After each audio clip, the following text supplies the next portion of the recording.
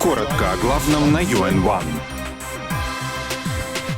Pro-Russian separatists have shot down a Ukrainian military helicopter, killing all 14 people on board. The incident took place near the rebel-held town of Slovyansk in East Ukraine. The helicopter, which was carrying supplies, was brought down by anti-aircraft fire. Ukraine's acting president, Alexander Turchinov, said terrorists with Russian weapons were to blame and vowed that the government would push on with its operation to eliminate armed insurgents in the east of the country. Around 50 rebel fighters have already been killed this week following fierce fighting in the city of Donetsk. Ukrainian authorities say many of the rebels are Russian citizens who are being organized and financed by the Kremlin. Pressure is mounting on Moscow to exert more control over its border with Ukraine, with the German government calling on Russia to step up security and stop the flow into East Ukraine of weapons and militants. Reports in recent days from the Russian-Ukrainian border say that hundreds of Russian volunteers have made the crossing, including heavily armed men and convoys of vehicles carrying weapons.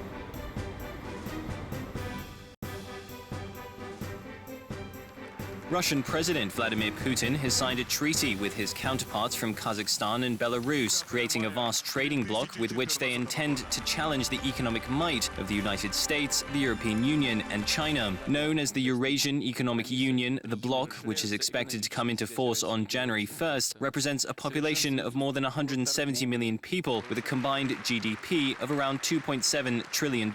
It will allow for the free movement of goods, services, labor and capital between the three nations. However, Putin's plans for the bloc have been dealt a major blow by Ukraine's refusal to join and instead seek closer ties with the European Union. Ukraine had looked likely to move closer to Russia last year under former President Viktor Yanukovych, but mass protests which led to his ouster brought a pro-European government to power, which has vowed to continue the process of integration with the European Union.